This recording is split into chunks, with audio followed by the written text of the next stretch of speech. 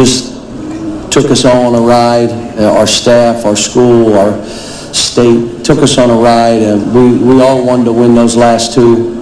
These kids wanted to win it in the worst way, but you got to give Wisconsin credit. They did to us what we have done to teams. We came down, and I'm going to look at the tape, and there's some things I probably should have done, a timeout here. I should have maybe changed up something, but we normally execute down the stretch, and we didn't.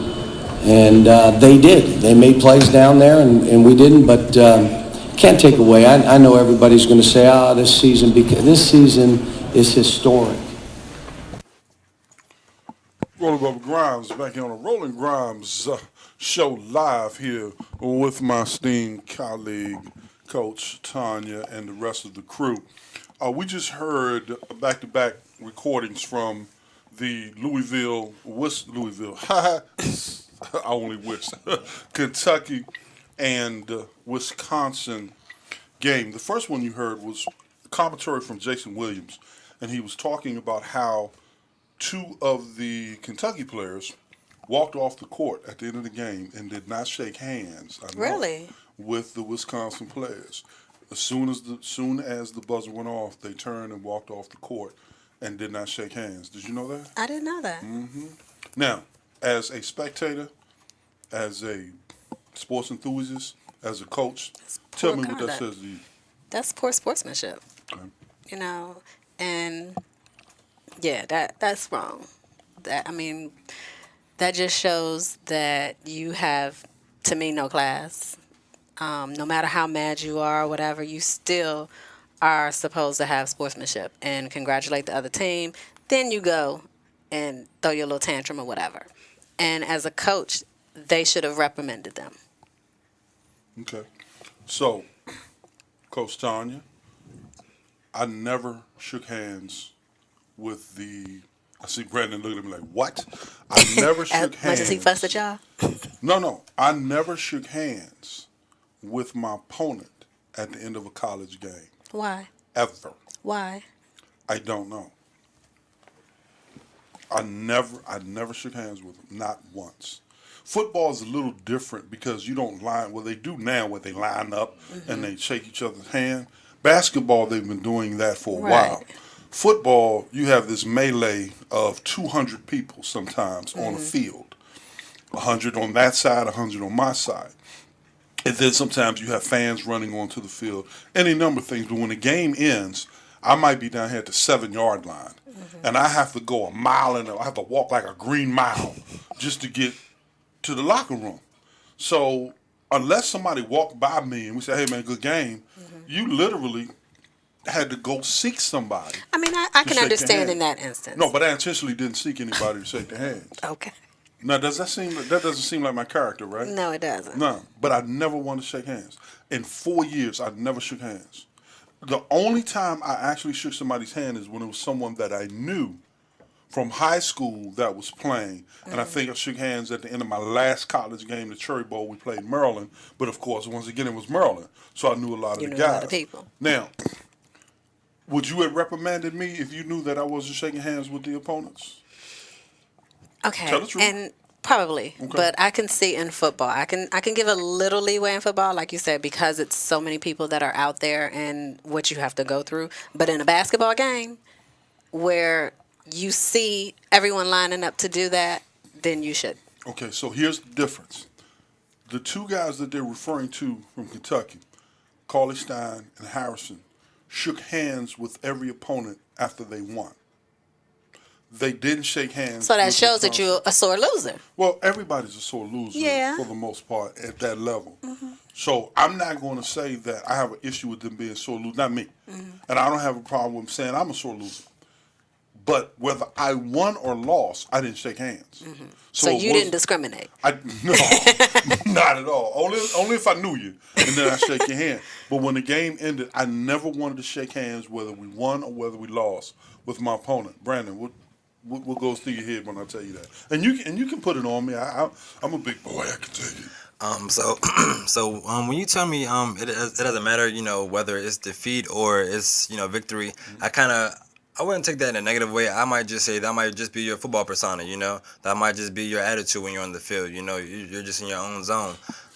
I could think of it as that way. And that's a real good point. I think, Coach Tanya, that zone, when I played, it was almost as if I couldn't turn that person off until I took off my pads, jumped in the shower, and washed that situation off of me, and then I could breathe again. There's something, honestly speaking, there's something transformative that happened when I put that helmet on and I was ready to cross those lines. I was Jekyll and Hyde. I mean, I was not the same person any way, shape, or form off the field. And my high school coaches said, Bubba was a strange bird. He was such a gentleman, very kind-hearted, very respectful off the field. But when he crossed those white lines, it was like he was schizophrenic. He just became this Other person. And in high school, to some extent, I was worse because I did not like the math at all. Same here. At all. So I love their players. A lot of them were friends of mine, but I did not like their brand. So anytime I had a chance to dump something in their cornflakes, I did it. So that whole I'll be honest with you, I was not a nice person to a lot of those guys. I can understand that though, because you're trying to get the same places they're trying to get to. So you look at them as in you're trying to come take my spot. So why should I show any type of generosity towards you when this is right here is competition? You don't want this right here. And that's hilarious because you know how I looked at it, Brandon. They were trying to take my spot. Right. Even though they were the number one team, I still didn't think of them as the number one team. I still thought of us as, you look at you laugh, I still thought of us as number one. Like I was talking to somebody the other day and they said, well, so Roland, you losing weight? I said, yeah. They said, you're trying to get your sexy back. I said, my sexy never left. What you laughing? I said, my sexy never left. Because I knew what you were going to say. I said, my sexy never left. And they were like, wait a minute, I got pictures of you at this age and this weight and pictures of you. Your sexy went away. I'm like, to you? But to me, I'm still big sexy. I was big sexy at 250, and then Lilano left, and I'm big sexy at 450. It doesn't matter. So now, of course, the sexy moves a little differently at 450. But my point is that you still have that inside of you. No question. Okay. I believe here's the thing. When I showed up to McNamara as a freshman, I went off for the varsity football team as a freshman. Now, paint the picture for you real quick. I was 14, probably about 200 pounds, 6 feet tall. I had no waist, and back then we used to wear the shorts. I had 30-inch thighs. And this chest, literally people thought that I was like 25 years old. I would go play, come on, join our gym. Gym stuff, the ballets and all that. I can't join your gym, miss. I'm 13. And they would be like, what? Right? So I walked in, and I remember this young man coming over to me. His name was Tony Mamano, dear friend of mine.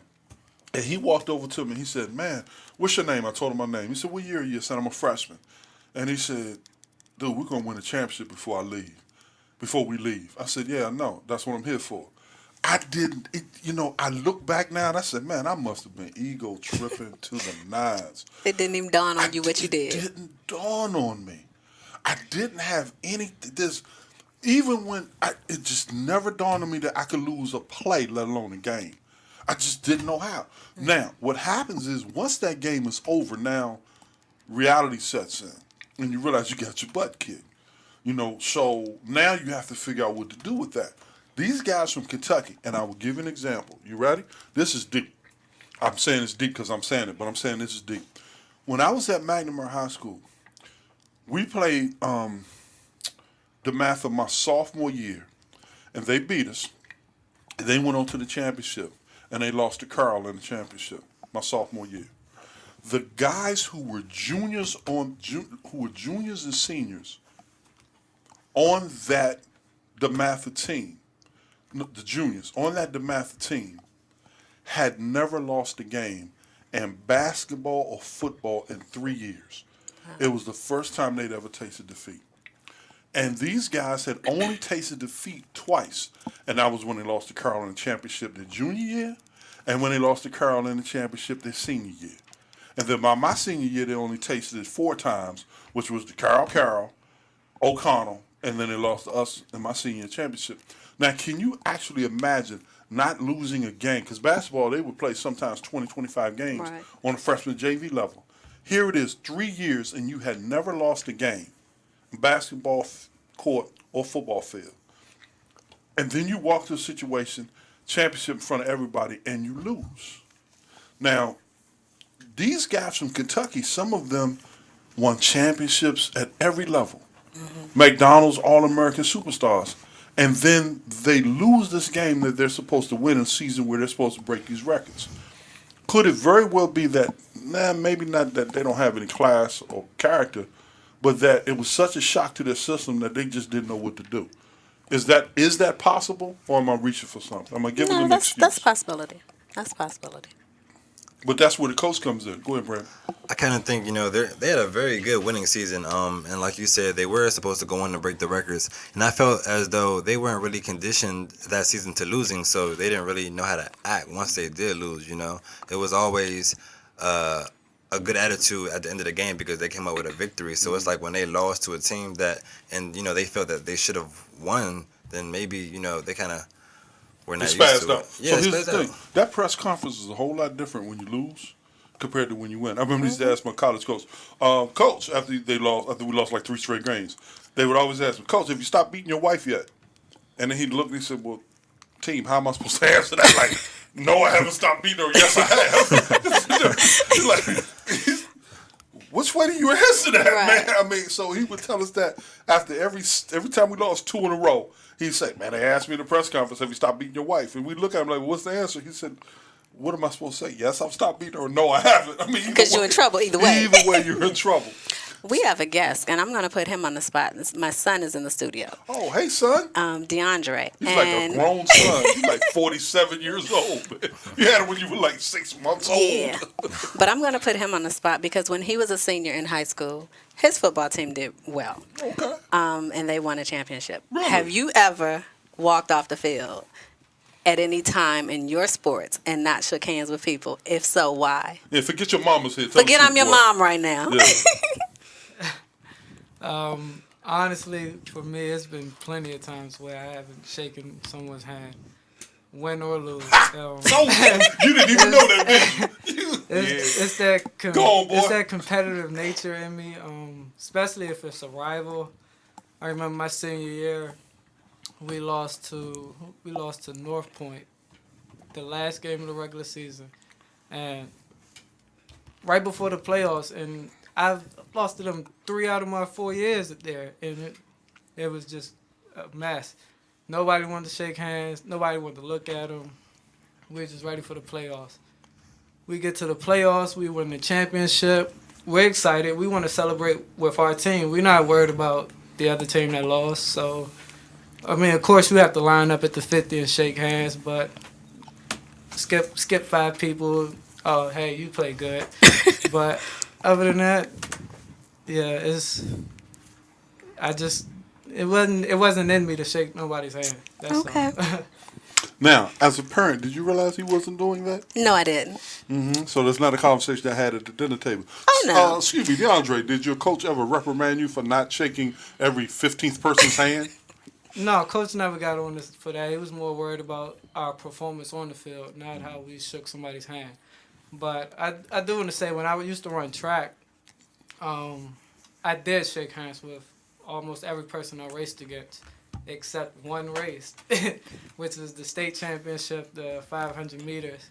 And I won the 500 every race that indoor season up until the state championship race, and didn't shake anyone's hand. Not because I was angry towards them or disappointed for them winning. It was just I was just so upset with myself. I had to get away from everyone and just go get refocused on my next race. But, So this is the 500-meter race? yes, So that means you like run 500 plus yards, like real fast? 500 meters. It's around 550 yards. Yeah, see, if I ran that far, I wouldn't be able to shake anybody's hand either. But I'd have to give me some oranges and a Gatorade and a gyro just to be able to What's get. with this gyro? Oh, I'm on a gyro kick. Gyros are great. Yeah, see, I wouldn't be slim like him, so gyros are great. But I'm just saying, DeAndre, I can understand you not shaking people's hand after 500 meters because it's like hard to even breathe, man. Let alone go shake somebody's hand. Yeah. But that was your race, huh? Yeah, I mean, that was just me. I've been an athlete since I was 7, so Okay. if you weren't on my team, I didn't care much for you. Ain't lying about Your that. job was to make me lose. So why would I want to shake your hand? I understand. So look, I know that we're in a new culture right now. We're in a new culture. We're in the new age of complete tolerance of everything and everybody. So Lionel, I know from a political standpoint, from socio-political standpoint, from a multicultural standpoint, we all are supposed to now operate with a degree of civility and all that good stuff in every situation. I don't know how you maintain that with the emotions that come from sports, and I don't even know if it's necessary to even demand that.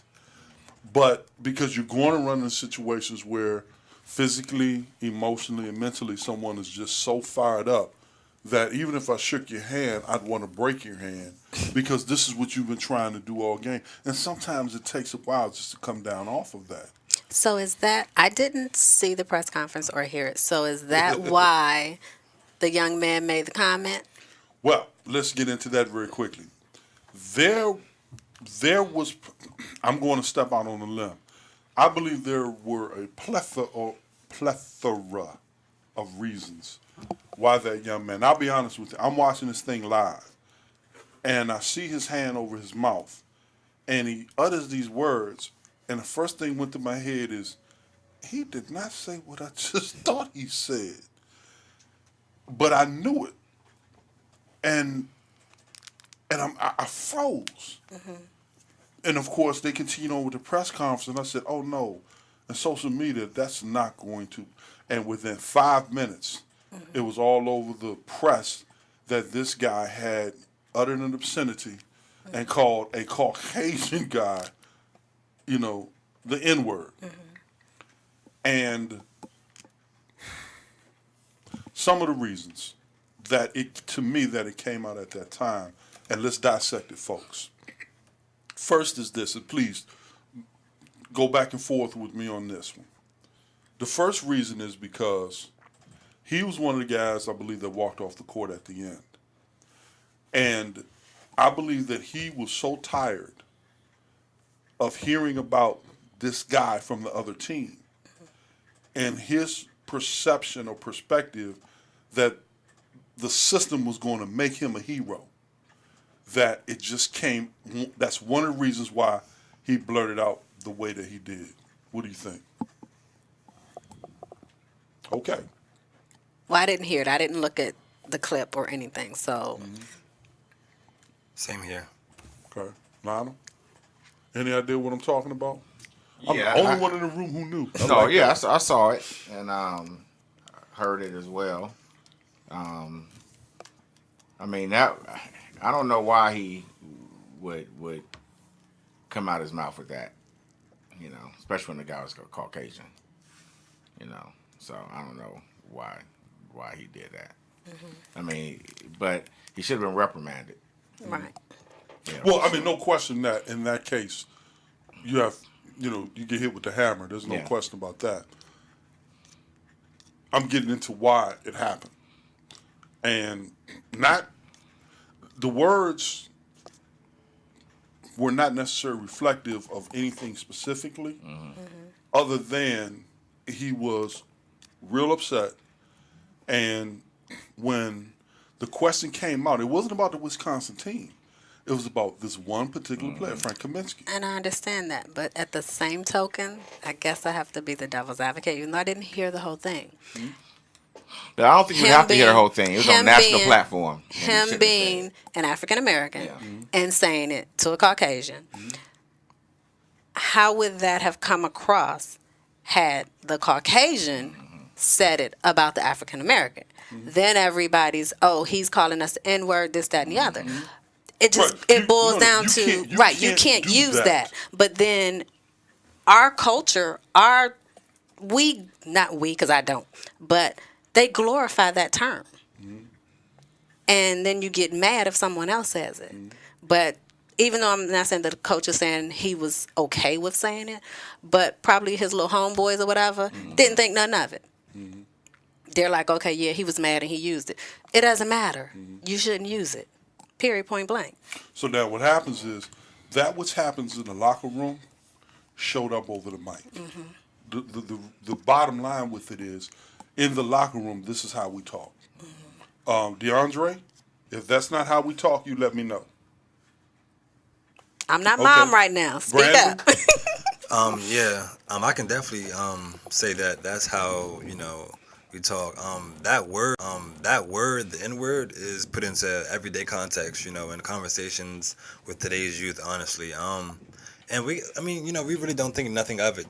Because we're the youth, and I do believe we use it too freely. But when it comes to like national television, and then with it being to a Caucasian person, I think it adds a lot more, attention to the situation. Well, I mean, So had he said it to an African American, would it have made a difference? Nah, it would have been taken differently. I mean, would have made a difference. I mean, the emotions run differently. I mean, Right. I know you asked him the question, I jumped in, so you can answer the question. I'm Right. sorry. I still think either way, him saying it on the air, was still a big problem just because of the word was used. But I do think that people may have looked at it differently from a national perspective. That he's saying it to a African American instead of a Caucasian. But still, him using the term that freely on national television was still wrong. I And think. actually, you get less of a reaction Right. if someone says that about Caucasian than they say about African American anyway, because Right. that term is not used. I'm not necessarily even dealing with the term. When I looked at the situation and I said, man, he did not just say that. It wasn't the N word that caught me. And I'm not saying that we freely talk like that in the locker room and we talk like that on the street, just about the N word. What I'm saying is that we get our gangster on when we're in that locker room all week long, all day long, getting ready to face an opponent. That gangster comes out in different ways. I don't know if you saw the clip of Yannick Noah, when he was talking to LeBron the other day, and he called him a 5-letter word. All right, and that 5-letter word only applies to people who don't look like me, and I'm just gonna clean it up for right now. But what I'm saying to you is that in that locker room, we get our gangster on. We create a dislike, a fury against our opponent so that we can impose our will on that opponent.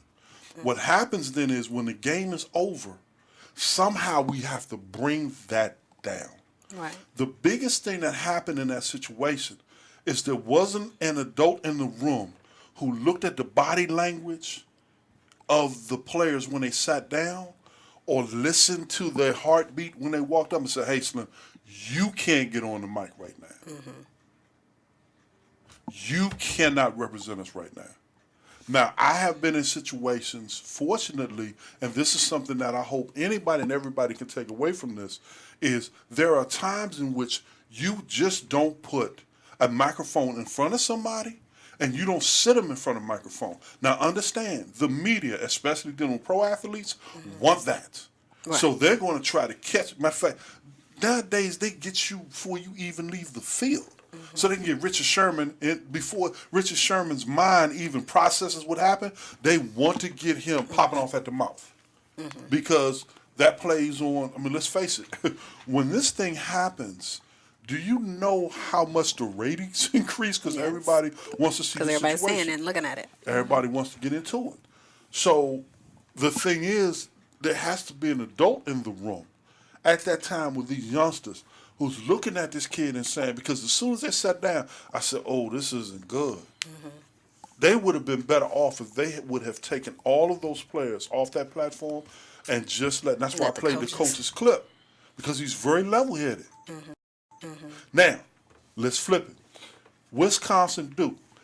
This coach gets on the microphone after the Duke-Wisconsin game, and he goes off.